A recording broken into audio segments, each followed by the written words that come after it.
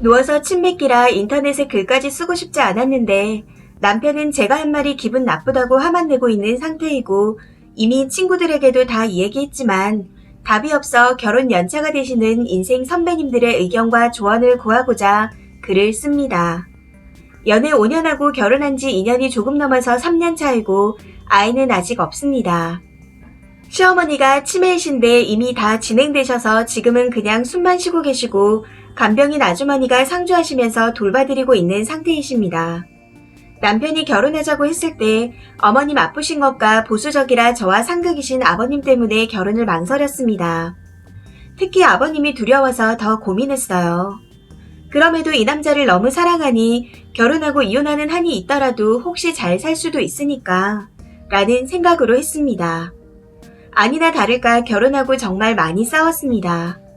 시부모 문제로 제가 못 견뎌서 남편한테 화를 내고 남편은 그것 때문에 기분 나빠하고 거의 항상 같은 패턴이었습니다. 2년 내내 싸우고 있네요. 아이는 제가 이혼할지도 모른다는 생각이 들어 미루고 미루다가 이제야 시도를 하려는 참입니다. 시부모님이 걸어서 10분 거리에 사세요.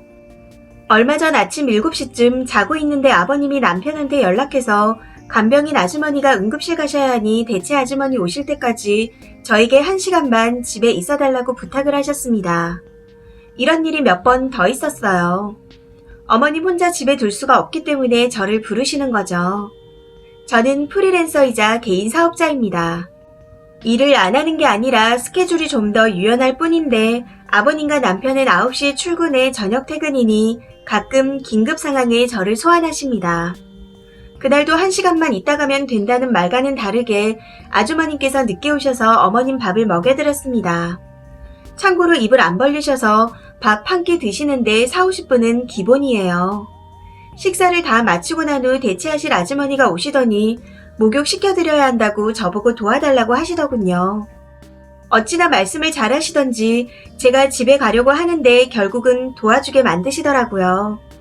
7월 한여름 긴 바지 반팔 겉옷 다 입고 에어컨도 안 킨 상태에서 목욕을 시켜드렸습니다. 어머님의 앨범도 다 보고 제가 머리도 감겨드렸어요. 입고 간 옷은 땀으로 다 젖고 완전 땀으로 샤워하고 나왔네요. 3시간 후 밖에 나왔는데 땀으로 샤워한 상태에서 햇볕이 뜨거우니 더욱 서러워서 눈물이 나더라고요. 이때 제가 폭발해서 남편한테 심한 말을 많이 했습니다.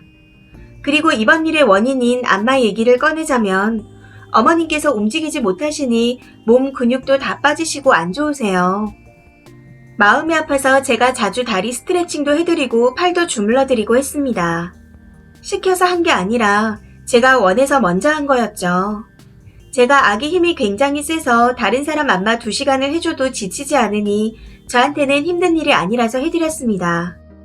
친구들도 해주면 손에서 적외선 나오냐고 할 정도로 제가 생각해도 안마를 잘합니다.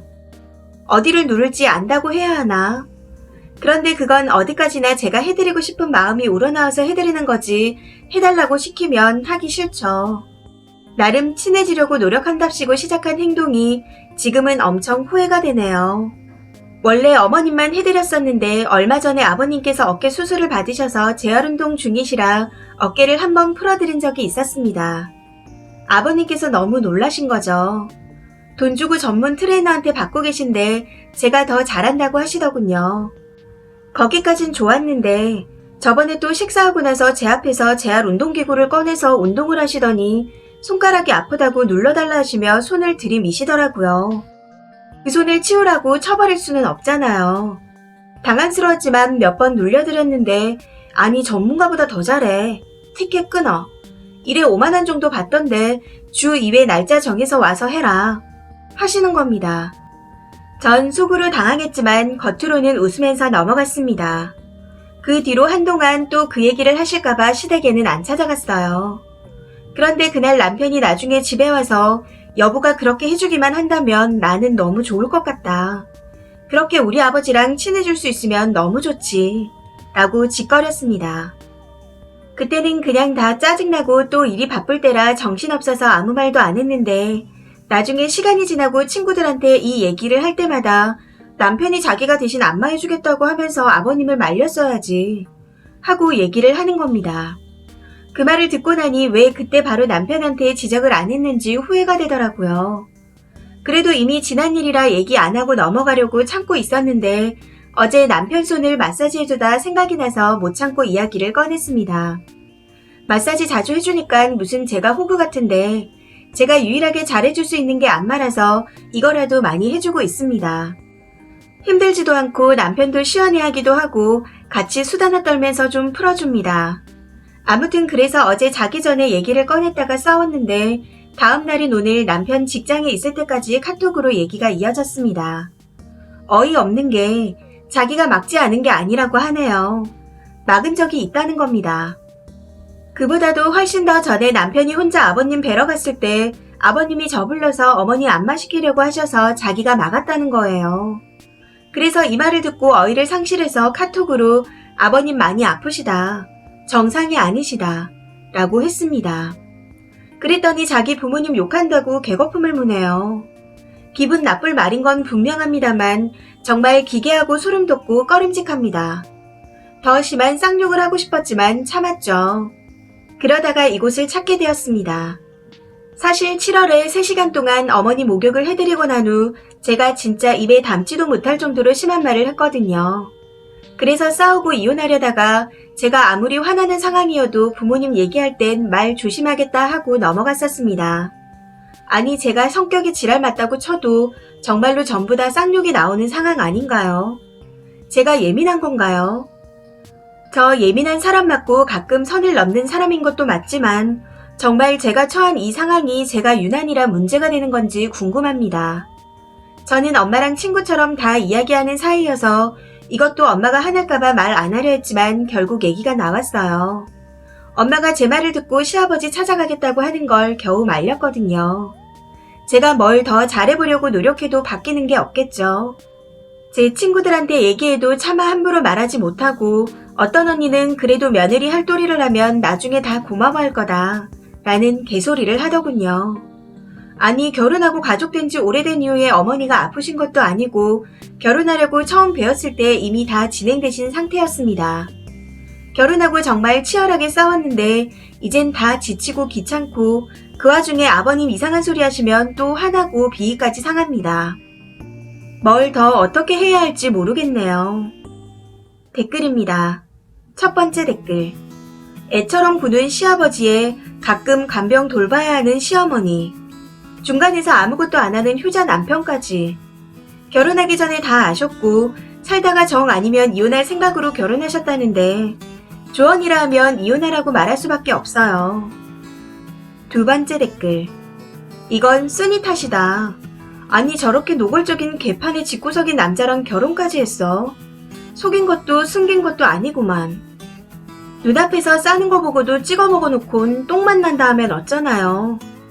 세 번째 댓글. 뭐? 티켓 끊어? 어디 시골에 티켓 다방에 다니던 가락이 나오셨나? 애초에 왜 안마한다고 나서서 이 사달을 내시나요? 다음에 시가에 갈 땐 양팔에 깁스하고 가세요. 지금 이 상황을 쓰니 동생이나 베프에게 일어난 일이라고 생각해보세요. 참고 불려다니고 주무르며 살 건가요?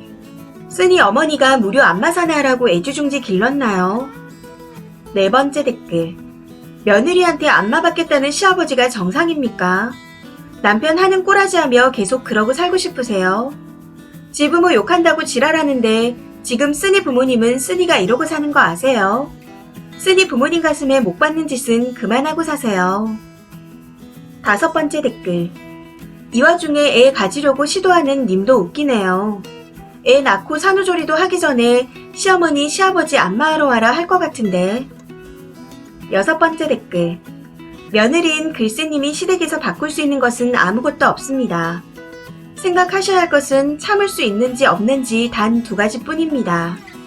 친자식도 안 하는 치매 놓인 수발 들고 미친 할아범 주물러주기보단 남편이 소중하고 소중해서 도저히 포기할 수 없다면 이를 악물고라도 그 세다는 아기 힘으로 이 사람 저 사람 봉사하러 다니세요.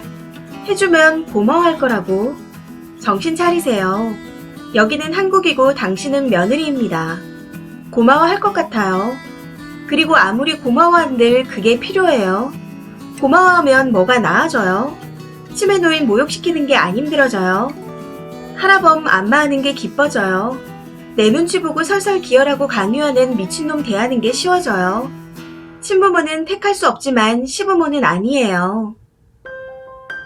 이 사연은 여기까지입니다. 시청해주셔서 감사합니다.